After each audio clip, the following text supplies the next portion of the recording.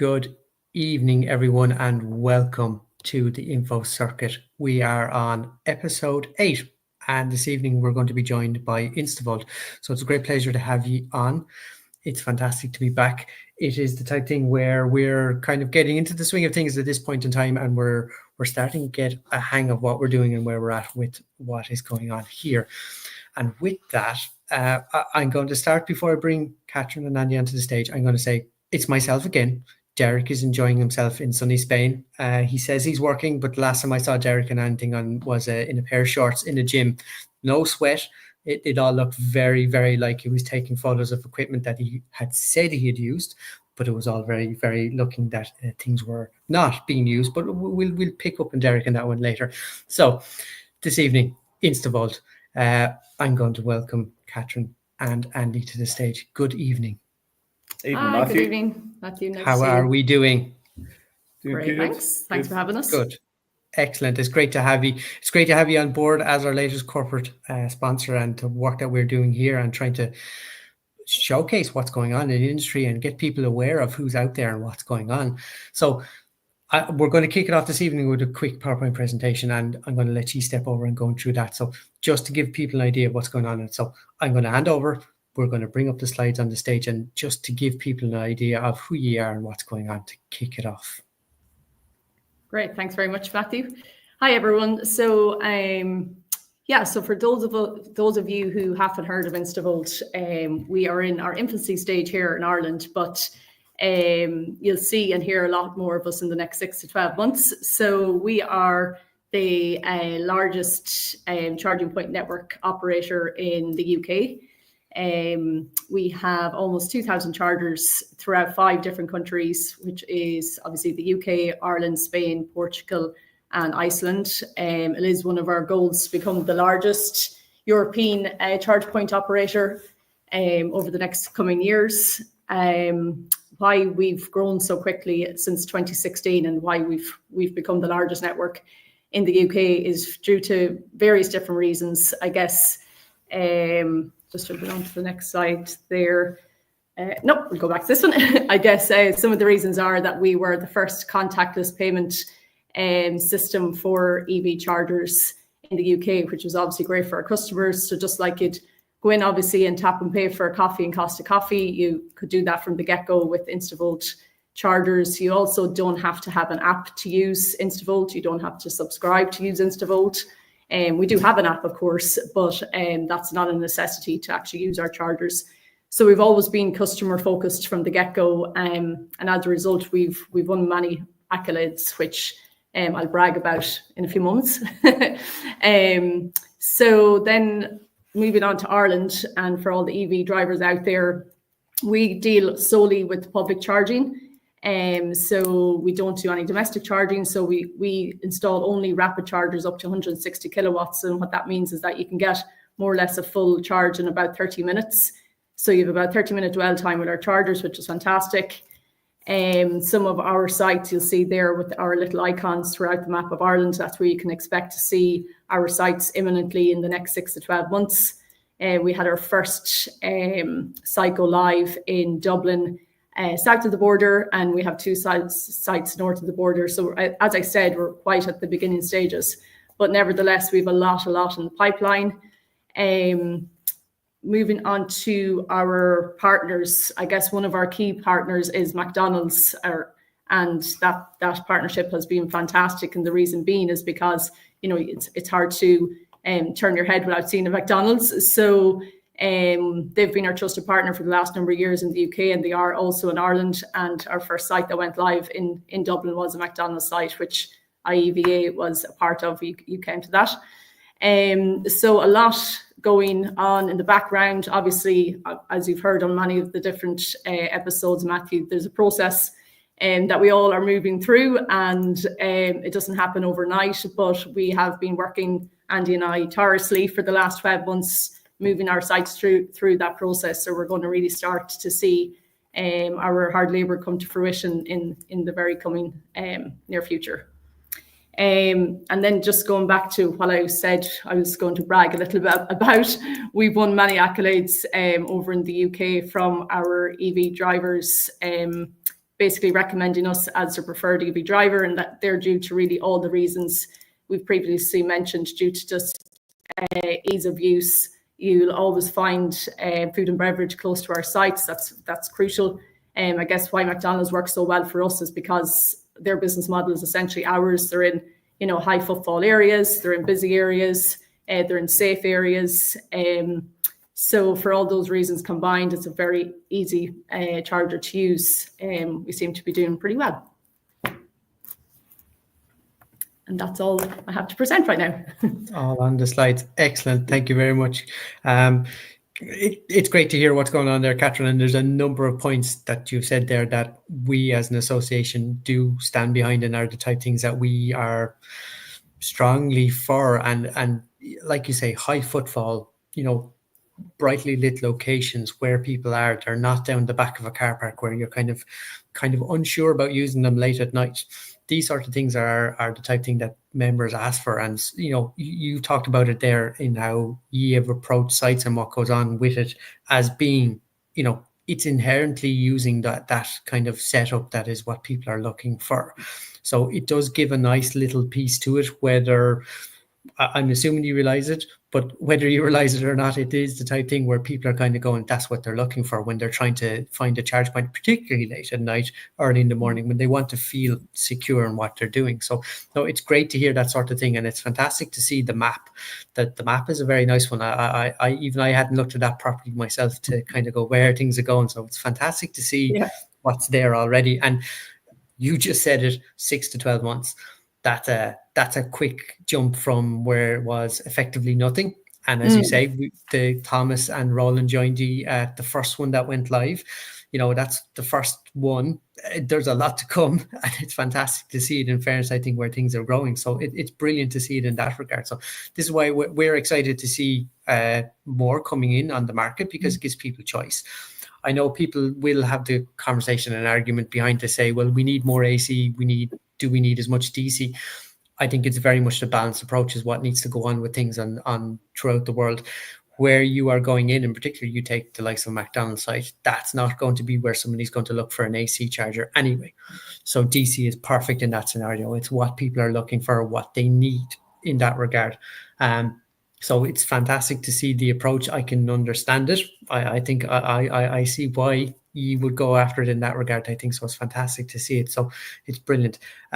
So I'm going to just where you are, where you've talked about a load of countries. So give people an idea of, you're launching a number of sites over the coming year, but why, where have you come from? So I understand things in the background to certain stuff, but where has InstaVolt come from, and why is it the type thing where we're looking at this sudden arrival of InstaVolt in Ireland? Yep. Well, I suppose InstaVolt were formed 2018, Matthew, and they're really, the rollout in the UK is flying. It's going really well. We're on track, hopefully to hit number 2,000 at the end of this financial year. And then more recently, they expanded into Iceland. Mark Stannard, he's heading it up and doing a good job out there. So Iceland, obviously quite a compact island, but getting on well with the rollout. With Alberto and the guys, Jose in Spain and Portugal.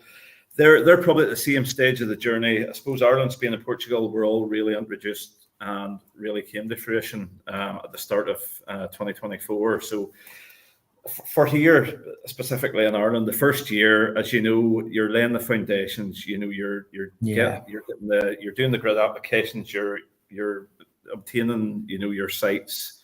It's really that the first year is really a non-starter. You're getting the grips with everything, and the landscape, even from the UK to the Republic of Ireland, it's very different.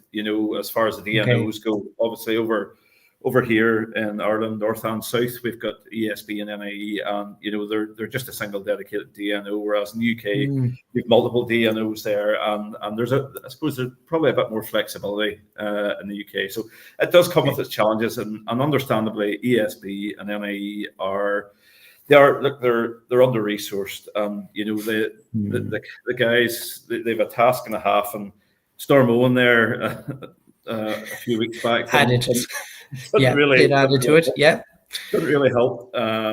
So yeah, the first year has been slow, but we can see that there's a lot of sites there, as Catherine showed on the map, that we're on the brink. So yeah, looking after the operations side, I'm excited, Matthew, because I'm going to get a lot of these in the ground over the next few months, and it'll be good to get a few more dots in the map.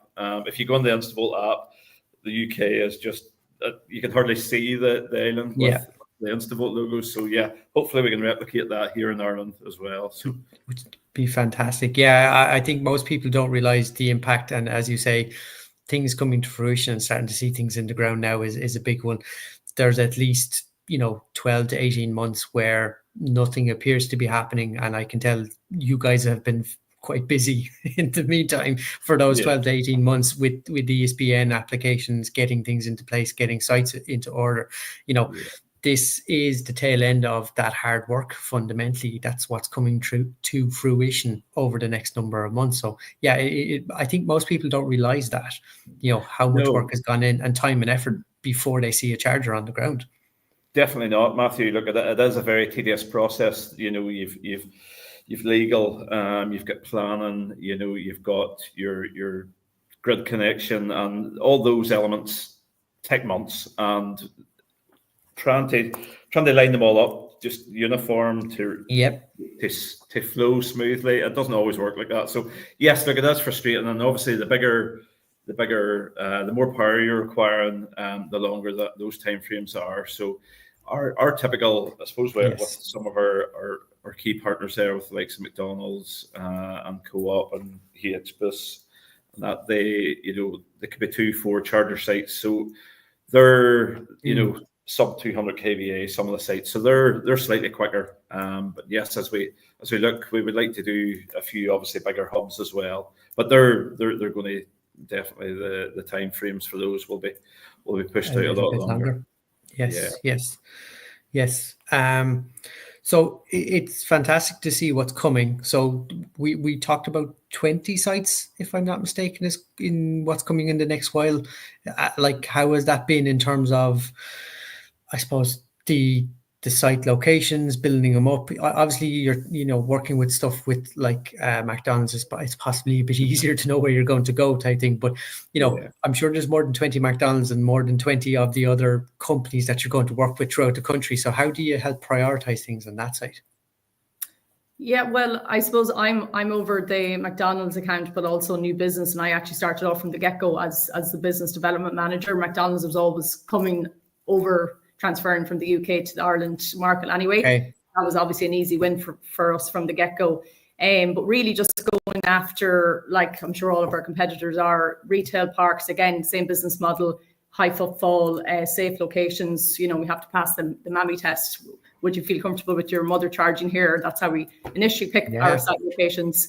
And so we have multiple of our sites coming through, actually, our new business. We've 8 chargers about to be installed in Portlaoise, gyms, eco flower shops. There's actually a really interesting array of different locations. So we're definitely not a one-man band with regards to McDonald's. We're just very lucky to have them as well. And we haven't forgot about Donegal. There's some coming to Donegal as well. So ultimately, yes, we're looking for the high footfall sites, but we would like to cater for everyone. The high density cities, yes, fantastic, good footfall, but we're looking all over Dublin, Galway. We're going to all echelons of Ireland, because at the end of the day, for mass adoption, we need them everywhere. So we're looking at all options and all avenues. Absolutely. I suppose for people who maybe have joined for the first time and don't know it, I went to Donegal twice last year in my electric van with the wife and kids. It's a fantastic part of the country, a little underutilized in chargers, definitely. So I'll be quite happy to see more coming. But having said that, the thing I would always say to people is, I left my house in Limerick in a van that has about 130 kilometers of range before I hit the public charging network. And for the 2 weeks that I was in Donegal on 2 separate occasions, I had between 700-800 kilometers of charging done I had no charging at the house that we were staying in, so I was completely on the public network. And fundamentally, I worked it out. Pricing was almost the same as diesel for me in relation to that, as to what I was seeing. So, that public charging network is getting to a price point where obviously people would prefer it to be less. Don't get me wrong, that's going to be one that we'll come across, but it's at a point where comparable to diesel, it was the same price in my electric van as it was for diesel. But I was still able to do it. And like that, the example I always give, which is a lovely one, is I used to park up my car and I was forced to go to the local cafe and have my breakfast when I needed to charge my car. It was terrible. These things are awful. So, so it's awful. I see Derek is in. Hard work will pay off. Congratulations, Catherine Andy. I'm excited for the rollout. So thank you very much, Derek. Cheers, Derek. Derek, looks like he's doing some work after all, Matthew. I'll get her towed around from the airport. So yes, Derek is doing some work. Thank you, Derek. Yeah. Don't watch the start of the video, Derek, if you've joined late. I was very nice to you. That's all I'll say. So thank you, Derek. No, it's great to see it, in fairness. And yeah, as you say, look up the West Coast, and even looking at the map that was there, we'll talk about the fact that, and actually what I'll do is I'll just bring it back up if you're okay with that for a split second, is just to talk about this here for a second. Like Donegal is getting some, and on the West Coast is definitely getting it, but on the motorways. There's a very good view of what's going on here, in fairness, as to, it's hitting that main routes where people are going to be traveling, but also it's getting to that West Coast where a lot of people are going to be kind of not as well served, I suppose, at this point in time with certain locations. So it's great to see that kind of mixture between that high power charging on our main routes plus the bit out in the West Coast where more is coming. Yeah, and I think collectively, Matthew, obviously there's ourselves, there's quite a few CPOs on the island of Ireland, and obviously the government assisted the LDV, the SEAA schemes. And like I've been driving the EV myself for 4 years. I've been working in the space for 4 years. And 4 years ago, I could have pulled up at any charger and got a charge. And it's definitely, you can see the footfalls increasing. I'm finding myself now in the last sort of probably year, 18 months, pulling into my usual hunts for a charge and having to go to my plan B charger because they're fully occupied, which is good to see, because we're slightly behind the curve. I think it's a chicken and egg scenario. I think building they will come. I think we need the infrastructure in place to, for a lot of people to move across and make the switch. Absolutely. I've even noticed a difference in, when I first started with InstaVolt 12 months ago to now, the difference in interest with potential landowners I'm speaking to. Like at the beginning, it was like, it's on our agenda, but it's just not high priority. Whereas this year, I even noticed a difference with, it is a priority now. So I think once the government got behind it and is getting behind it with ZEVI, that gave everybody kind of the encouragement of, okay, this is actually happening. This is our future. So that was a big incentive for everybody, I feel like. Yeah, absolutely. Yeah, Thomas is in there with the little lens, looking at things closely, and he's taking notes. So for people that are not aware, Thomas is a member of the committee. We just promised that Belgard Road. Yes, but again, as Thomas will be doing, he'll be keeping an eye on the planning permissions and what goes in and what's around the country. So even when you think you're going to get away with it, I think Thomas will catch you out. He will know. So you're going to be found out, but it's great to see what's there, and it's brilliant. So the next question is, I suppose it's actually funny. It's a funny one that I looked at your site, and it's around the chargers that go in. So what sort of units are you installing on the sites? What are you putting in for people to use? So Matthew, the charge points we use are BYD, and they're all 160 kilowatt rated. One piece of hardware, keeping it just straightforward, simple. Obviously, BYD, they're on the ascendancy in the automotive industry at the minute with their vehicles. That's who we use as our charge points. They're a big unit. I like them. I think they're quite comfortable. They have a good display screen. They've got the assisted arms for the leads, the cables, the charging cables. And it's just that one piece of hardware, Matthew, we're using. BYD. Yeah, Well, no, I was going to say it was really interesting insofar as I think I had seen it on BYD, and I was kind of going, I didn't think it was going to be just BYD for argument's sake, because there's a number of manufacturers out there. But again, I kind of, as I was reading through your website last week, I was kind of going, BYD, I never even thought, and I should have thought, because BYD built their own boats to ship their cars around the world. Why wouldn't BYD build their own car chargers? So I was, in one sense, a little surprised. And then I was kind of going, well, no, not that too unusual for a company of that size and what they're doing to be doing this sort of thing. So really interesting to see BYD charger. So it's definitely an interesting one in that regard. So it's very cool to see at the same time. And we also have, so over in the UK, there's some Tridems and CPE charge point units as well. So I think the guys are phasing those out and upgrading and doing a bit of shimming about. But we're running with the BYD. Our current model is a dual arm charger, one CHAdeMO, one CCS. We'll always try and accommodate for the CHAdeMO. I don't think we're just going to completely phase it out yet. We'll hopefully make a start on it soon, but we'll always have we'll cater for the CHAdeMO user on our sites. Certainly, even if one charger has that. Absolutely.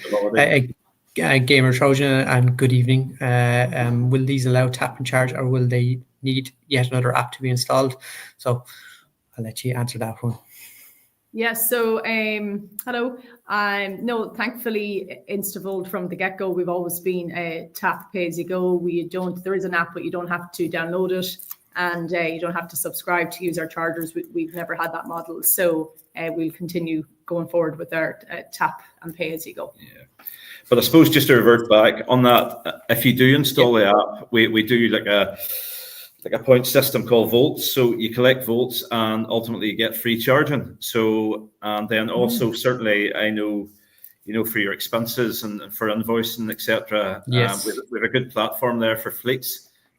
So obviously if you download the app and utilize the app for your transactions, you've got all that, I suppose, capability for collating your information, for doing your monthly expenses or whatever for your company vehicle, and ultimately saving a bit of money by claiming your volts. So but if you just want to rock up, tap and go and run, then you have that option as well. It's brilliant. That is the type thing. And for people who aren't aware, it's pretty much standard fare for all new units to have that tap and charge anyway. So it's only going to get better for people in using it, but having the likes of the app and that extra bit of tech in behind it and bit of usability is fantastic to see as well. Obviously, that's only going to help people that are looking for that in their business, that are looking for it when they're trying to save that little bit and trying to get a bit out of it. So no, it's fantastic to have both. I think that's what people like. Some people will like one or the other or a bit of both, but you'll find that it's going to suit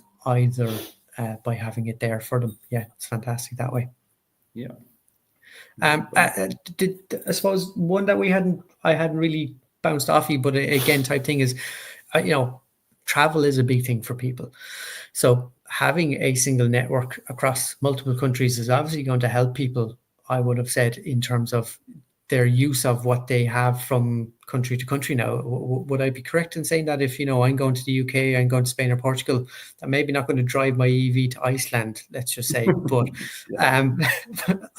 England, Spain and Portugal might be a bit easier for me to get to, I suppose. But, having that app and, that network, I suppose that's just going to simplify things for me if I'm going on holidays, isn't it? Yes, it will do, Matthew, eventually. Now, at the moment, because we're using different payment portals, etc., there'll be slight variances in the different countries. Yes. But obviously, as the network grows across all the countries, they will all be integrated, and you'll have free roaming. But I'm going to assume BYD units across the rest of Europe. Oh yes, yeah. So even I suppose the unit that you're going to turn up and look at is not going to be any different. It's not going to be one that you haven't seen before. So, there will be a sense of familiarity to these things that will come about it. So obviously that helps people when they're looking at, when they go on holidays, where are they going to go, where are they going to charge? it helps. Yes, So for the uniformity, yes, yeah. And they're getting well tested. Obviously, Spain and Portugal, they could be up to 40 degrees, and I think Iceland, there's been a few of them where they're nearly up to the display screen in snow. So they're fairly resilient. I'm wondering how you got your car there in the first place if you're going to do that. But anyway, that's interesting.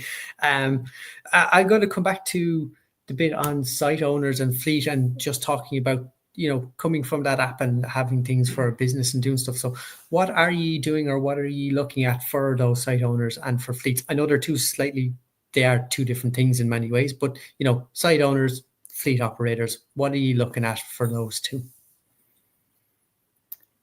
Well, with regards to the site owners, so for the landowners, when I speak to a new potential landowner, Matthew, we basically try to make the partnership as seamless as possible. We cover the CapEx, and we have a team of in-house experts. We deal from the legal side through the planning, through the design, through obviously then it gets handy with the install. We also have an in-house maintenance team. So really, these business owners, they're busy people. Sometimes they're wondering, should we do it ourselves with regards to installing the EV chargers, or should we hire someone such as, or work with someone such as InstaVolt? So I guess it's my job to explain the pros and cons of both sides.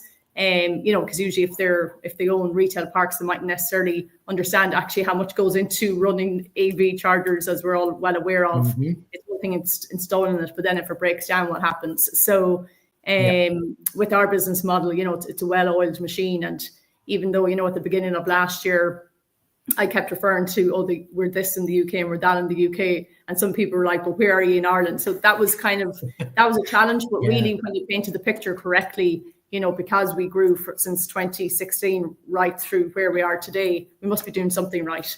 So just really having that conversation with our site owners to kind of build the confidence. And really in Ireland, it's very much, we're at the educational stage of EVs, the negative press that's out there, the range anxiety. So you have to get through all that conversation first, and then it's kind of down to business as such. And then with the fleets, I'll let Andy speak to that. Yeah, well, that's in the UK. It's quite, I suppose, early in the journey over here, but we work with third party with Octopus, Electiverse, and the likes of Allstar, and there's various fleet options there as well. So as we expand across Ireland, then yes, we'll certainly look at expanding obviously the fleet offerings. Obviously, we're again reverting back to the DNO. I don't think we have the flexibility just that the UK has. So look, it's quite early in the journey. So as we build out the network, we'll certainly look at building out the various options for fleet drivers as well as we do so. Absolutely. Yeah, I think it is an important one. I suppose people see it insofar as sometimes they have that local site. And I know from talking to other companies and working in this space where they are looking at things, particularly Geotab, who we had last month, they are talking about getting vehicles on the road and knowing that they can get from their hub out to do deliveries and come back in again. But they have that backup. They have that system where they can kind of say, well, if you're on that route, knowing where you can charge or where you can kind of get that top up to get back is something that is terribly important as well. So it's definitely something that people are starting to look at. Fleets are definitely starting to go in that direction as well. So, and again, as you say, early days for InstaVolt here in Ireland, but having that kind of history in the UK and being able to reference back to these things is obviously something that will help when you start getting into that conversation where people are going to come to you and say, look, this is what we're looking at, this is what's happening. So definitely an interesting one in that regard, that it'll definitely help on that side of things. So it's good. And also, I suppose then we're early, Matthew, as well. Really, electric vehicle, automobiles, cars are, starting to really take off over here. But the commercial side and plant side, there's a lot still to come, I think, in the EV automotive industry space. We're only really scratching the surface here. So there's quite a bit to come, especially in that commercial end as well. As the range improves, and obviously the vans and stuff, you will see a lot more of those on the road. And as you alluded to there, yes, delivery drivers, you see them a lot more frequently now on different. I have my wee go-to stops when I'm traveling around Ireland, and I'm starting to see a few of the vans sitting Around the parked. place. Yeah, Yeah. so yeah, it's good Yeah. to see. Good to see. No, it is. It is. We have some questions coming in, so we're going to get to the interesting one again. Gamer Trojan, perhaps a controversial question. Across your network in various countries, have you seen any increase in vandalism or damage, like we hear from, say, the USA? Yeah, Interesting question. we can. Yes, unfortunately, in the UK currently, it's a hot topic, and Okay. Ourselves and other CPOs, are collectively looking at various deterrents and how we can mitigate this happening. Yes. Because it's very costly. You take a 20 charger site, with dual arms, you potentially 40 cables here. That could be in the region of £60,000 sterling to repair that full site again. Yeah. and replace. So yes, there's different deterrents. Audible, we're installing CCTV across all our sites as deterrents. Which is great. Yes. It's high value in the assets, Matthew. So we need to protect them. So yeah, we're looking at various options there, collectively with other CPOs, about how we can deter. But unfortunately, it is quite rife in some areas in the UK at the minute. So we've been fortunate over here in Ireland. Now, I would know a lot of the other CPOs, and I haven't heard of any here. So on this side, long may it continue. Absolutely, I would agree. I haven't heard of it much from CPOs here in Ireland. To be fair, it hasn't been as much of a thing. But again, putting in CCTV, again, that goes back to like what you had said at the start there, Catherine, about that safety, that security that people have in the site. That just adds to it as well for the users in the day-to-day, never mind protecting the assets. So that does give people a sense of security, and it is the type of thing that people are looking for. So even from that, it just adds to what is the site that is going to come in from InstaVolt fundamentally, and that side of things. So no, It's great. Do you support plug and charge? Question from Brian Dowling. Good evening, Brian. Hi, Brian. We are exploring. Obviously, that is the next technology. It's the tech at the forefront of all charge point operators' minds. So yes, we currently don't, but we're certainly looking at that in the future. Probably the same with the other CPOs. There's a wee bit of work to do in behind for plug and charge. Yes. So yeah, it's something we're definitely looking at in the future. Excellent. Yeah, I know it's something my Citroen van does not support. So I definitely won't need it anytime soon unless I change to something that does have it. But for the minute, I know I definitely won't be needing it. But there are definitely people out there with vehicles. There is a couple of brands already that have it. So people are going to look for it. It is quite useful. But again, going back to having an app versus tap and charge, already that tap and charge is it's a good step forward on those sites where it has it, that it seems to work well. I find that people do prefer it. From speaking to members that are using it, that it does seem to be the one that they prefer to have. So it's definitely going in the right direction by having that first and foremost in the units. Having the app there for the extra bits is obviously a great benefit. So no, it's fantastic on that side. Take one more question here before we get to my next, what I have in my stuff written down. So Gamer Trojan again is, in the future, would you see on-street chargers or all car parks having charge ports at every parking spot?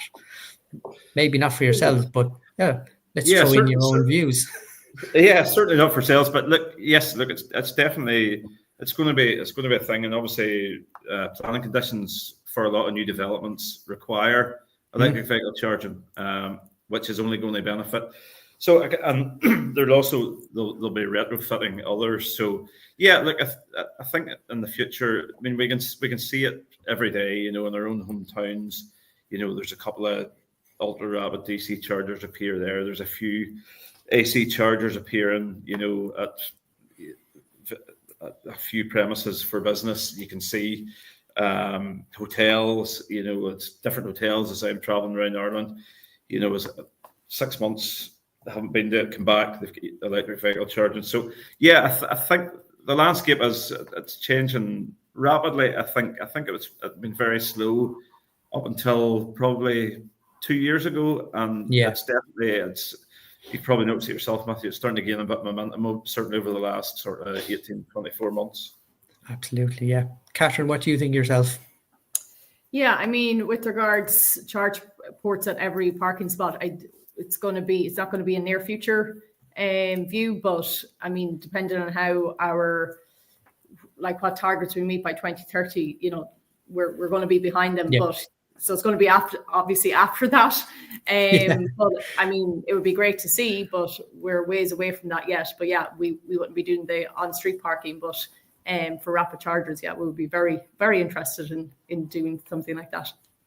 Absolutely. So moving on, I suppose I was reading through the site and a number of case studies. Can you kind of tell people a bit of the interesting stuff that you've seen out of the UK? Because there's obviously been interesting data that you've seen coming out of that. But, what have you seen there? What are you bringing this way to Ireland? Or, maybe what have you already seen here that kind of backs up something that you've seen coming out of the UK that really is proving the point as to where things are going in the right direction, I suppose? Yeah, so I know we spoke a little bit about this before we jumped on our call, Matthew, but actually one case study where we're not at this stage now yet in Ireland to do this, but I guess looking at the future of Ireland and where InstaVolt sees Ireland going, that's one of the reasons why we're developing our network throughout Ireland is, there's obviously a need for public infrastructure, and that's what our bread and butter business is. So we are currently, we started off in the UK with small sites, 2 to 4 charger sites, and now we're actually in the process of building a site at Three Maids, Winchester. It's 40 EV chargers. 44, it's 44, pardon me. So it's a greenfield site where the InstaVolt purchased the land, installed 44 EV chargers, installed all the amenities, food and beverage. I believe it's Costa Coffee that's going in, or Starbucks is for sure anyway. Obviously your other amenities to make the experience as consumer friendly as possible. So obviously, our customers come back and use their chargers. So that would be something we do see happening in Ireland, not today or tomorrow, but it's great to see that, obviously any trials and errors that we run into in the UK, we have to fix by the time we get here. So it makes our job much easier.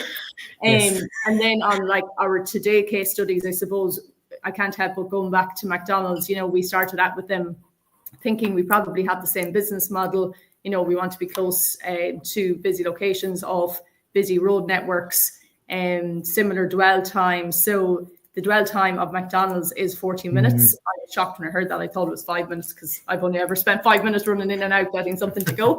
And, when you think about a family with young kids that want to go in and kind of waste time, I suppose, use up some time, it's about 40 minutes. So that case study has worked perfectly well. You put in, you're a busy mom with little kids, you put in, you charge your car, you go in, your kids are happy, you come out and you drive off again with a full charge. So that has worked really, really well. And so that's really what we focus. And obviously those locations are always really safe and well lit. That's worked really well. And that's what we focus on, obviously in a larger scale with regards to retail parks and the other areas that we're installing our sites in Ireland too. Yeah, absolutely. I think it's a complaint that people will levy towards EVs is, I have to stop and charge. I know in my own case with kids, when I travel across the country, I don't have a choice but to stop with children, never mind stopping to charge a vehicle. Yeah. And I've found myself, as things have gotten better on the network, where we've gone beyond 50 kilowatt units to 150s and beyond that, it's starting to get to that point where I am starting to kind of go, sometimes I am waiting for the vehicle to finish charging. So there are those times when I need a longer stop, but there are definitely times where it's happening more and more where I'm kind of going, actually, can we get back to the car, after just going to the toilet, picking up that quick bit of coffee, a little bit of food, and get back in the vehicle and get going again, because we don't actually need to be stopped for any longer. And not that it's a terrible cost, but it's the type thing where I'm kind of going, I'm spending longer here than I need to be. So there is that thing of you're trying to get back on the road, but you just can't. Kids are kids that there's no two ways of doing that, I think. So, but it's and great. yeah, Andy, go on. Whenever you're when you're traveling on a long journey, anyway, Matthew, certainly if I'm coming from home down to Cork, or across to Galway, Sligo, you could be in the road from 3 to 6 hours, and you're stopping anyway for a comfort break, grab a bite to eat or something. So, and it's just safer. It's a slight change of a wee bit of forward thinking and planning, and it's a slight change of your normal pull in and fill up with fuel. You're just pulling in and charging, and really, and I don't know many times if the argument. What range has your car got? 250 miles, and they're like, "Oh, sure, that'd be no use to anybody." But when has anybody ever driven 250 miles in one sitting? It's depends what you're like. We have a question coming in. Gamer Trojan again. Do you anonymously gather model data, and would you see the most common vehicles to use chargers? Just curious, and has that changed much over time? It's a great question. I actually don't know. Do you have the ability to do that? I suppose is the first question I'm thinking of. And do you gather model data and see what's the most common vehicle using your chargers? No, not unless perhaps Matthew, they've subscribed to the app and then put it in their car. But no, you can see it that way. It's a CCS connection. There's no way of gathering that data. Obviously, when you revert, when technology evolves here, as I've been in the space 4 years, and the advancement on the technology in the EV space has been phenomenal. So that isn't too far away, and I certainly know Tesla do, because their chargers are geared up to speak to their cars, and they can gather that information. But no, I was going to say plug-in charge is that thing where it needs to know what the vehicle is, and it's kind of that unique identifier to the vehicle. So obviously when that comes about, that data is there, whether somebody's going to record that or not. But that is something that I know will come about with plug-in charge, insofar as that handshake that goes on to make sure it's legitimately your vehicle will definitely have to identify the vehicle as to a specific one to charge the correct account. But it's an interesting question. It's a good question, Gamer Trojan. I'm not sure what data you would glean from it in some ways, because as you say, you've a mixture of CCS and CHAdeMO, which is great to see you're still supporting at this point in time. Again, that's something that we would hear that people are kind of concerned when they look back at the Nissan Leaf, kind of what is available for them. So the fact that there's new units going in with it is fantastic. It gives that confidence for the market. There's a guy in work with me that should have collected his Nissan Leaf, secondhand Nissan Leaf today, 190,000 kilometers on the car, 6 years old, and we took it for a spin, and the thing was fantastic. I was kind of going, I had a new one about 3 years ago, and I was kind of going, other than the fact that there was a few tears in the seat on the back where obviously some kid had been getting in and out or whatever the case may be, I was kind of going, this drove surprisingly well for a car with 190,000 kilometers. And I say a lot of people are probably going, don't know would I buy that at that mileage, and I kind of was, we had a good look around it, and I was kind of going, this is fantastic. It's a great car secondhand. So having CHAdeMO is just fantastic to be able to kind of still see them come in, where a vehicle like that still very good. You're kind of going, this can still go a long way. And if you have those chargers around the country, no reason to stop you having one and traveling the country as you would in any other electric vehicle at this point in time. Yeah, so definitely. No, just out of curiosity, Matthew, on the Nissan Leaf, how many bars were left in the battery capacity, or was it? So officially, it was still showing the 12 bars. It was 85.6 or 86.5% off the top of my head when we scanned it. So still, 200 kilometer range car. Yeah. And that's another misconception, from the non-EV.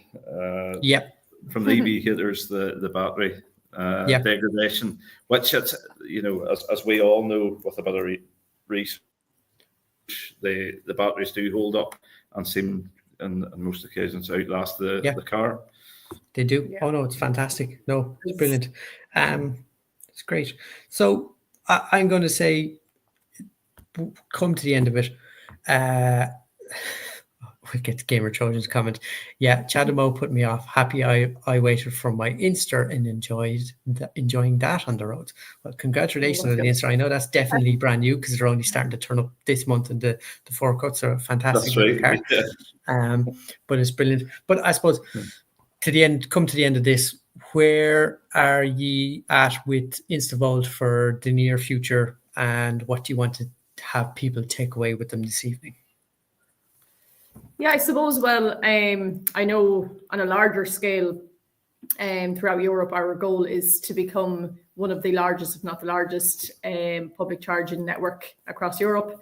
We're now in 5 countries. And then for Ireland, just be a little bit more patient, and hopefully we'll be on this 12 months from now, and it'll be a very different conversation. Yes. Everyone will be very aware of who InstaVolt are, and I'm confident that the stories are going to be as positive coming from our customers. And I suppose over the pressing question in everyone's mind, over the next couple of months, Matthew will be activated in Donegal, Dublin, a few in around Dublin, Waterford, Cork, Portlaoise, and yeah, look, we hope to we work with Mark and the guys as well, obviously with EV ANI with the electric. Yes, and we're looking at we'll obviously do we're going to do a few promotional sort of coffee hour mornings, afternoons, certainly once we get the network up and expanded a bit more. And we're doing one, I think, is it the end of March. Up in Strabane, up in County Tyrone. So yeah, keep an eye out for that. That would maybe some of the Donegal EV drivers could nip across, grab a coffee and get a catch up. Absolutely. I think it's a great thing to see it coming. It's great for people to come out and see it. Like that, we're going to be right there making sure people are aware. As I've said, Thomas is keeping an eye on what you're doing on all planning applications. But we want to do it with the other side of it. We'll have the official announcements as well to make sure that people are aware and do stuff and like that. We're definitely going to come in and help in that regard. So 2 questions coming in. We'll get to these. Gamer Trojan, you're back again. Do the car manufacturers include their locations in the nav systems like ESP are on currently show on my car?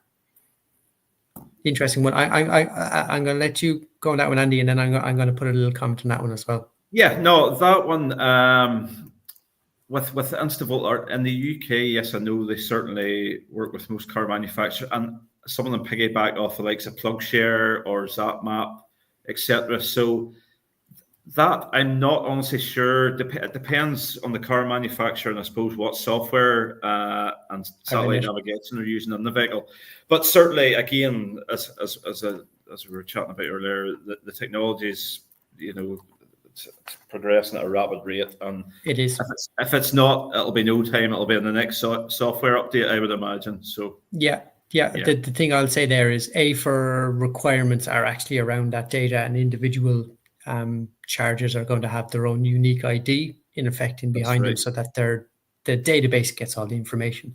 So yes, for people that are not aware, that information will become available. It will get on Google Maps, Waze, etc., Apple Maps, all these sort of ones are going to have it. It's going to have pricing. It'll tell you hours, that sort of stuff, and what's going to be available. So yes, all that sort of stuff is coming. It's going to be fantastic. Phil says, great to see and hear the progress. Well done, team. Thank you very much, Phil. Great to have you on this evening, Phil. And T-Slash Workshop says, Donegal man here. Good man. We'll see you in Strabane then at the end of March. Yes. Call by. Oh, it'd be fantastic. So no, it's great to have it on that way. And look, it's fantastic to have you guys on. It's great to give people an idea of who InstaVolt are. As you say, I'm aware of this because I'm interested in it also. I'm going to be aware of what InstaVolt are doing in the UK for some of it, but not all of it. So it's great to have you on and to be able to talk about what InstaVolt are doing here in Ireland. So thank you very much. So for this evening, I'm going to say thank you to Catherine Watson and Andrew Drake, as I was, it's the email, but Andy, as you go by, Andy Drake. Yeah, Andy. Thank you very much. It was a pleasure. So thank you very much. Thank you very much, Matthew. It was great having a conversation with you. Yeah, thanks for having us on. Yeah, we'll hopefully see you soon. Yes. And that is it, folks. That is episode 8 of the Info Circuit from InstaVolt, from Catherine and Andy. It was a very interesting chat. I'm sure there's going to be more questions. It was fantastic to have all of the questions and comments coming in from people this evening. So thank you very much. We will be back next month. We're going to try see what we can do next month. I think myself and Derek are going to try get together, have a bit of chat. We might see who else we can rope into that one, but we're definitely going to have a conversation next month. In part, quick little plug, AGM is coming up towards the end of April, so we'll be putting out more information in relation to that from the Irish EV Association and our AGM at the end of April. We will confirm dates, location, all that sort of stuff. There's other bits of news coming as well on the other side of things that people will find interesting. So we're going to cover more next month. That's the plan. But for this evening, thank you very much.